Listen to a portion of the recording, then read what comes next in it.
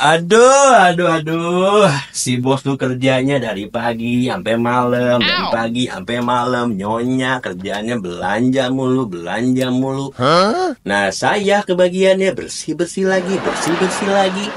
Mana barangnya banyak banget lagi. Tuh kan banyak banget ya. Ini kok gue kayak opening Sri Mulat ya? Bukan, salah ini, bukan Sri Mulat ini. Sorry. Ini mau ngapain ya gue di sini ya? Oh iya, lupa. Hari ini tuh kita mau ceritanya mau bikin podcast. Podcast yang akan apa ya? Lupa juga saya. Maklum kelamaan bersih-bersih. Oke, kita tuh hari ini mau podcast, mau berbicara soal sesuatu yang sustain. Alright. Karena pakai bahasa Inggris ini hilang ya. Ganti kacamata. Oke, yang sustain. Kita akan berbicara soal penghijauan, teman-teman. Soal hidup hijau. Soal menjaga lingkungan. Nah, saya kenal sama seorang pengembara di dunia kita ini. Kita berkenalan mungkin ya kurang lebih sudah sekian abad gitu ya. Memang peduli dengan lingkungan. Dari awal saya ketemu sama dia itu selalu menghimbau untuk kemudian kita hidup hijau. Mengelola sampah lah, jangan merusak lingkungan lah, segala macam gitu ya. Nah, jadi, itu aja ya nama judul podcastnya. Alright. Menghimbau hijau. Nah, oke teman-teman, kayaknya sudah saatnya nih, sebentar, saya telepon ya. Nomor itu kalau nggak salah 911 deh kayaknya. 911 apa 118 ya? 911. Halo. Bisa bicara dengan Inspektur Iwan? Iya, sayang. Iya, sudah ditunggu Pak di ruangannya ya. Oke, siap ditunggu. Mangga. Oke. Nah, tunggu sebentar lagi. Ya, masuk Pak. Silakan Pak. Waalaikumsalam. Baik. Nyampe juga. Pak, motornya nggak dibawa ya Pak? Ini udah jadi gini motornya. Udah jadi kecil Pak motornya sekarang Pak. Wah, keren. Bener nih. Tadi saya sengaja udah siapin minum Pak. Oh ya? Iya. Sesuai dengan permintaan saya. Bukan, itu bekas majikan saya. Bekas majikan nggak habis. Yang daripada saya buang kan tinggal segitu tuh, tinggal 34. Siap. Kalau saya bikin sendiri Pak kopinya. Itu sengaja dibedain ya. Sengaja dibedain. Saya coba dulu. Tapi gorengannya baru Pak nih. Baru diambil dari sesuatu tempat. Bukan baru digoreng ya. Sebelumnya nih teman-teman, saya mau kenalin sama teman-teman semua. Ini Pak Iwan ini sudah malang melintang di dunia perlingkungan ya Pak ya. Dunia perlingkungan. Bapak sering sapa situ juga dong, kamera dong Pak. Hai. Nah, Pak Iwan ini sering, mungkin sudah berapa puluh tahun Pak di bidang lingkungan Pak? Kalau dari 2010 berarti berapa tahun? 14 tahun ya. Nah, jadi Pak Iwan ini adalah seorang aktivis lingkungan yang sangat peduli sama lingkungan. Yang tadi saya bilang dari awal saya ketemu dia ngomonginnya lingkungan terus. Gak ada bosan-bosannya. Nggak ada capek-capeknya. Setiap hari pasti ngomongin soal lingkungan. Yang memang ini menjadi permasalahan yang sangat pelik ya di masyarakat kita saat ini ya Pak ya. Sebetulnya kenapa alasannya kita membuat juga ini podcast adalah biar kita bisa berbagi Pak. Benar. Kita pengen berbagi ke banyak orang soal. Dan kemarin itu saya menemukan sebuah berita yang meresahkan. Meresahkan Pak. Ini sampah semua ya kalau saya lihat di studionya. Jangan salah Pak. Memang mungkin untuk sebagian orang itu adalah sampah. Oh ya. Kayak ini mungkin radio, jam, segala macam. Itu ini mungkin buat semua orang sampah. Benar. Tapi saya sejak kecil memang pemulung sampah Pak. Tapi memulungnya tuh dengan tujuan. Oke. Tujuannya apa? Karena pertama saya mencintai vintage. Saya ngumpulin tuh dari buku-buku kuno, terus radio, kamera gitu ya. Barang-barang yang memang udah terbuang oleh orang lain, saya pungut gitu loh. Gitu. Tapi dijadikan sebagai sebuah pajangan, sebuah memori untuk kemudian kembali ke masa-masa lalu itu. Iya. Jadi jangan salah Pak, meskipun ini sampah, berguna buat saya karena kilas balik atau saatnya merenung tuh ngeliatin barang-barang vintage tuh kayaknya wah. Iya. Kayak Bisa. museum lah gitu ya. Museum gitu. Saya ngebayangin kayak misalnya dulu pas ada radio ini mungkin Jakarta masih kosong Pak. Belum ada polusi Pak. Masih biru awannya gitu. Ini bagian saya untuk menjaga lingkungan lah Pak. Keren. Daripada dibuang ke orang lain, saya pungut aja, saya pajang aja. Oh gitu, ntar orang pemulung-mulung saya mintain kalau punya tip-tip lama. Oh jangan salah Pak. Saya sudah punya, sekarang itu yang rajin kirim ke saya itu ada 5 pemulung. Oh iya. Di Lenteng ini ada, yang di Manggarai ada, di Depok juga ada. Mereka lah informan saya. Dang, ada nih radio tua, ini ada ini. Mantap. Gitu. Luar biasa. Luar biasa. Nah, kembali ini ke berita tadi, Pak. Iya. Saya menemukan sebuah berita yang membuat saya tercengang sebetulnya. Apa sih? Tahun 2030 TPA akan ditutup. Nah, ini saya akan nanya ke Pak Iwan. Benar, Pak, akan ditutup, Pak? Hoax sekali. Ditutup, Pak. Ini tanya, Pak. Dan yang bilang itu adalah menteri. Bukan menteri catur ya, bukan menteri di permainan catur, bukan. Memang menteri Pak yang ngomong itu Pak. Nah cuman ya saya baca artikelnya, itu memang hanya untuk memancing dulu nih. Oh, Ternyata emang ada maksudnya di belakang. I see. Tapi itu ya saya nggak ngerti. Artinya memang dijelaskan bukan ditutup tapi bla bla bla bla. Nah bla bla bla ini saya nggak ngerti. Oke. Makanya saya harus manggil Pak Iwan nih. Biar jelasin ke saya gimana tuh maksudnya tuh TPA ditutup tahun 2030. Harusnya yang diundang orang yang ngomong tadi di berita. Itu dia. Sibuk ya kan? Pak, susah Pak. Nanti juga mungkin sampai sini udah dikawal-kawal susah parkir Pak.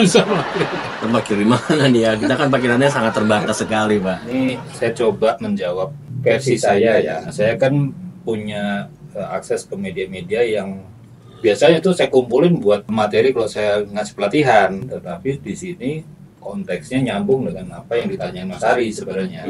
Kalau Mas Ari lihat ya, ini ada gambar kayak gini nih. Oh itu kayak psikotes ya? Ini gambar apa gitu? Gambar sapi apa gambar kuda gitu bukan? Bukan ya? Ini kan contoh sebuah TPA di foto dari atas, pakai drone lah gitu kan. Bukan fotografernya terbang enggak? Bukan ya. Sepertinya bukan TPA sebenarnya, nggak ada gambaran seperti tumbukan sampah, seperti taman atau kebun atau apa ya. Gitu.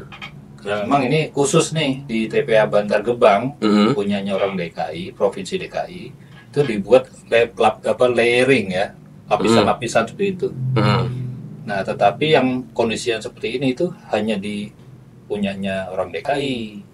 Yang dibuat berlapis-lapis seperti itu, gitu kan. Tapi di TPA lain di berbagai daerah Indonesia itu cuma tumpuk-tumpuk doang. Ini Bantar Gebang juga ini dulu. Ya, ini Bantar Gebang aslinya memang seperti ini, yang tidak ditumpuk layer-layer itu. Jadi saya pernah sini dulu pas masih begini. Jadi Bantar Gebang sendiri kan juga punya beberapa tumpukan, nggak cuma satu. Nah, yang lain kondisi seperti itu. Oh, maksudnya di Bantar Gebang yang sama? Iya. Itu ada yang udah ada yang bertumpuk-tumpuk, ada yang tidak. Karena yang tidak itu kan baru datang nih sampah baru dari daerah DKI, bawa pakai truk, ditumpuk di situ. Dia yang ngerti ini gambarnya. Itu nanti akan diproses apa enggak? Akan. Tapi kan tinggi banget posisinya, sudah sampai 30-an meter lebih. Kan. Nah, kebanyakan di daerah lain di Indonesia ya persis seperti ini. Posisinya, ya kan? Nah, inilah yang menjadi satu kekhawatiran bagi pemerintah. Kalau ini udah penuh, dia akan buka lagi lahannya, diperluas lagi, entah itu sewa atau beli lahan sampingnya. Nah, itulah yang menjadi kebijakan dari pemerintah pusat. Tidak ada lagi yang buka TPA baru tahun 2030. Oh, maksudnya itu tidak membuka lahan baru. Tidak membuat TPA baru. Nah, terus kemanain dong sampahnya? Jangan taruh saya semua Pak. Saya hanya menerima barang-barang vintage. Hanya barang-barang vintage Pak. Kalau sampah-sampah rumah tangga kita nggak terima. Maaf aja nih, maaf. Nah, itu sudah mulai terjadi di beberapa daerah kayak Jogja. Itu TPA-nya namanya Piungan. Itu udah ditutup dari tahun 2023 lalu. Itu kan. Nah, Kelabakan dan belum ada lagi yang TPA kebakaran. Gitu kan. Di Bandung tuh Sarimukti. Bingung juga nih orang Bandung buangnya kemana gitu kan. Kebakaran juga enggak? Iya, kebakaran. Oh, yang di Bandung juga kebakaran? Kebakaran. Gitu kan. Oh gitu.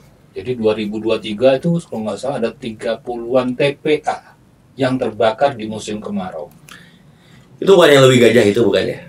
Leuwi Gajah itu 2005. 2005 kejadiannya. Ya itu Bandung juga kan? Atau itu ya, bukan, itu Cimahi? Ya betul, itu Kabupaten Bandung. Itu yang Sarimukti yang di Kota Bandung. Gitu. Jadi kondisi TPA itu rata-rata harus sudah puluhan tahun ditumpukin sampah. Ya kan pertama pakai penuh dong, perlut kan. Cipayung Cipayung Depok juga penuh. Bingung juga orang. Nah, artinya perintahnya si Kementerian KLHK itu disuruh dikelola dekat sumber atau di sumbernya, bukan ditumpuk ke TPA. Gitu maksudnya sebenarnya. Dikelola di sumbernya. Iya. Berarti di rumah masing-masing dong. Ya kalau skalanya ke rumah tangga mungkin dengan cara-cara tertentu yang sederhana itu bisa. Cair, bikin kompos. Yang paling kecil dalam skala apa? RT, RW, kelurahan, RT bisa, RW bisa. Pengelolaan itu? Iya.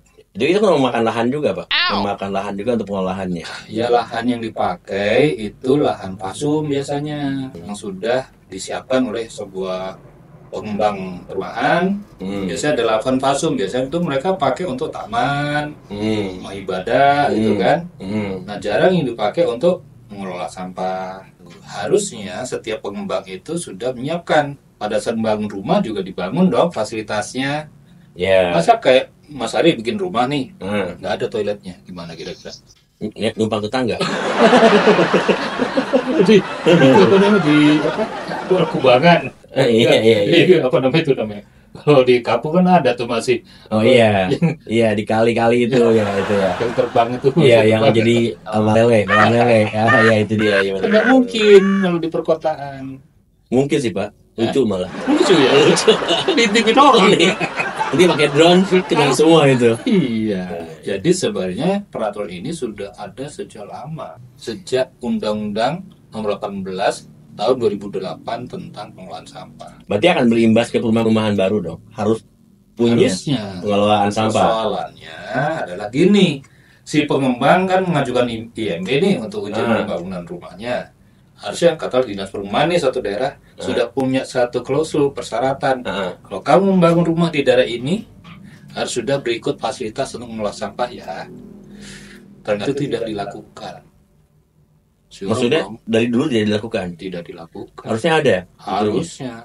Ya begitulah, ada keruwetan di prosedural birokrasi kita, lagi di daerah-daerah. Bisa dituntut dong Pak kalau dia nggak melakukan itu. Betul. Undang-undangnya ada kok semuanya.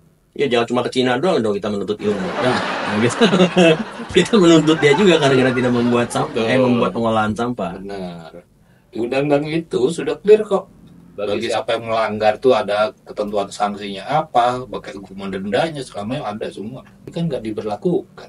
Berarti nggak ada prosedur pemeriksaan supervisi atau sengaja dibiarkan atau gimana? Atau karena memang nanti akan membuat persoalannya adalah ada satu ketidakseimbangan dan penetapan satu anggaran di sebuah negara kita tentunya. Kalau anggarannya untuk pembangunan fisik itu dibesar-besarkan. Tapi anggaran untuk pendampingan itu kecil sekali, sehingga tidak imbang. Begitu ini dibangun fasilitas pemerintah, nggak ada pendampingan ya bubar ini. Warga nggak bisa menjalankan operasional, akhirnya mangkrak. Itu kebanyakan terjadi seperti itu. Nah kurang lebih seperti itu keresahannya, sehingga sebenarnya ini udah kredit, kesalahan kita tuh udah kredit.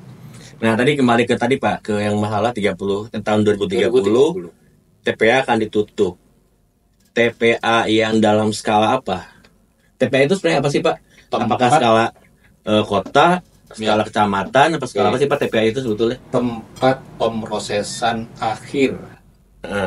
Sebenarnya yang boleh masuk ke TPA itu hanya sampah residu.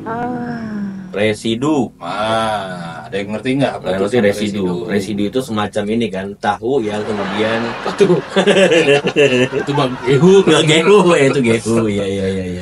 Residu, contohnya nih kantong kresek, motor, ya kan. Biasanya kalau orang kita kan buang sampah itu masukin kresek, diikat, buang tempat sampah, ya kan. Nah, yang ngorek-ngorek ke pemulung, lobek dia, ada tikus. Korek-korek sobek lah dia.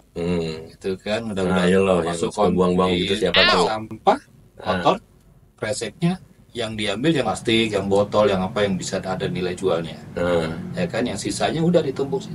Itu Residu. Ada lagi styrofoam, pampers, anak-anak bayi, ya kan. Ada lagi tisu. Itu banyak banget bungkus-bungkus mie instan. Itu yang boleh masuk ke TPA. Harusnya seperti itu. Karena tidak bisa didaur ulang atau tidak ada nilai ekonomis dan tidak terurai. Berarti kalau sampah-sampah kayak daun, sampah-sampah rumah tangga makanan itu nggak boleh masuk TPA sebetulnya? Sebenarnya nggak boleh. Nggak boleh. Karena itu banyak manfaat untuk bisa dibuat, entah itu pupuk atau pupuk organik cair atau padat, bikin pakan ternak dan sebagainya. Macam-macam manfaatnya. Nah, tadi itu belum menjawab pertanyaan saya tadi, Pak.